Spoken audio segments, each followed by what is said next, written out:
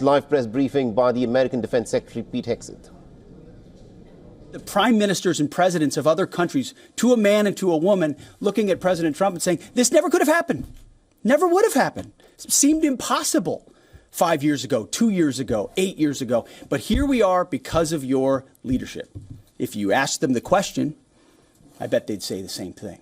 But searching for scandals, you miss historic moments, like recruiting at the Pentagon. Historic levels in the Army, the Air Force, and the Navy. Yeah, maybe there'll be a little mention here or there, but because it was under President Trump's leadership, because Americans are responding to him as commander-in-chief, the press corps doesn't want to write about it. Or bring us to the topic of the moment, the highly successful strikes in Iran. Let me read the bottom line here. President Trump directed the most complex and secretive military operation in history. And it was a resounding success, resulting in a ceasefire agreement and the end of the 12-day war. There's been a lot of discussion about what happened and what didn't happen. Step back for a second. Because of decisive military action, President Trump created the conditions to end the war, decimating, choose your word, obliterating, destroying Iran's nuclear capabilities.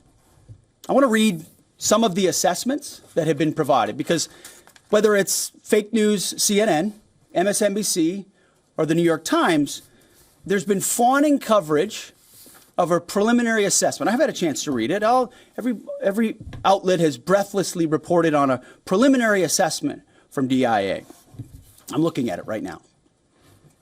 Again, it was preliminary, a day and a half after the actual strike, when it admits itself in writing that it requires weeks to accumulate the necessary data to make such an assessment. It's preliminary.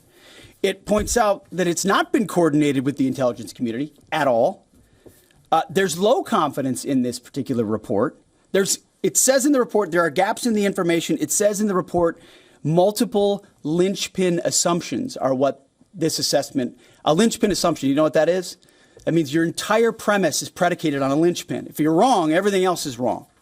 And yet, still, this report acknowledges it's likely severe damage. Again, this is preliminary, but leaked because someone had an agenda to try to muddy the waters and make it look like this historic strike wasn't successful. I'm going to get to the chairman in a moment because he's going to lay out the particulars for you based on his professional military experience. But here's what other folks are saying. The DIA that put that report out says that this is a preliminary low-confidence report and will continue to be refined as additional intelligence becomes available. How about the Israeli Atomic Energy Commission? The devastating U.S. strikes on Fordow destroyed the site's critical infrastructure and rendered the enrichment facility inoperable. Have any of these quotes made their way into the New York Times or the Washington Post? MSNBC? CNN? Any of these quotes? How about this one? This is a new one from the UN, the United Nations. No friend of the United States, or certainly Israel often. Here's the head of the UN Atomic Energy Agency this morning, Rafael Grossi. U.S. and Israeli strikes caused enormous damage to Iran's nuclear sites. Don't take my word for it. How about the IDF's chief of staff? I can say here that the assessment is that we significantly damaged the nuclear program, setting it back by years. I repeat, years. The Iranian foreign minister, the spokesman, our nuclear installations have been badly damaged, that's for sure. I'm sure that's an understatement.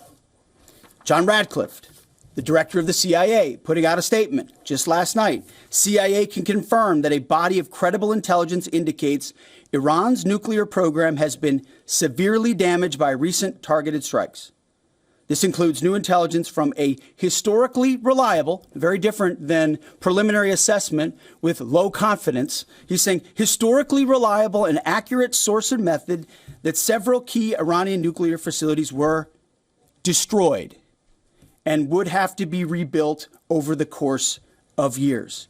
CIA continues to collect additional reliably sourced information to keep appropriate decision makers fully informed. How about DNI Tulsi Gabbard yesterday? She writes, and I quote, "New intelligence confirms what POTUS has stated numerous times. Iran's nuclear facilities have been destroyed." Institute for Science and International Security President David Albright Overall, Israel and U.S. attacks have effectively destroyed Iran's centrifuge enrichment program. Time and time again, I can go down the list. Those that understand, those that see, those that do proper assessments recognize that what the United States military did was historic. And again, before I pass it to the chairman, because you, and I mean specifically you, the press, specifically you, the press corps, because you cheer against Trump so hard, it's like in your DNA and in your blood to cheer against Trump, because you want him not to be successful so bad, you have to cheer against the efficacy of these strikes. You have to hope maybe they weren't effective. Maybe the way the Trump administration has represented them isn't true. So let's take half-truths, spun information, leaked information, and then spin it. Spin it in every way we can to try to cause doubt and manipulate the public mind over whether or not our brave pilots were successful. How many stories have been written about how hard it is to, I don't know, fly a plane for 36 hours? Has MSNBC done that story? Has Fox? Have we done the story how hard that is? Have we done it 2 or 3 times so that American people understand? How about how difficult it is to shoot a drone from an F-15 or 16 or F-22 or F-35? Or what it's like to man a Patriot battery? Or how hard it is to refuel midair? Giving the American people an understanding of how complex and sophisticated this mission really was. There are so many aspects of what our brave men and women did that because of the hatred of this press corps are undermined because people are trying to leak and spin that it wasn't successful. It's irresponsible. And folks in this room are privy to that information because of the proximity here in the Pentagon. It's an important responsibility.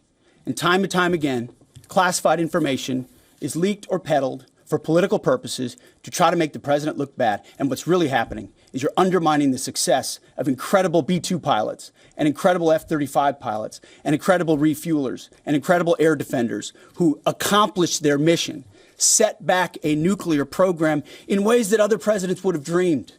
How about we celebrate that? How about we talk about how special America is, that only we have these capabilities? I think it's too much to ask, unfortunately, for the fake news. So we're used to that. But we also have an opportunity to stand at the podium and read the truth of what's really happening. And the reality is you want to call it destroyed, you want to call it defeated, you want to call it obliterated. Choose your word. This was an historically successful attack, and we should celebrate it as Americans. And it gives us a chance to have peace, chance to have a deal, and an opportunity to prevent a nuclear Iran, which is something President Trump talked about for 20 years, and no other presidents had the courage to actually do. So with that, I want to hand it over to the chairman of the Joint Chiefs. They've done technical analysis on this, not just on the strike, but also on our Patriot defenders, on Al Udeid.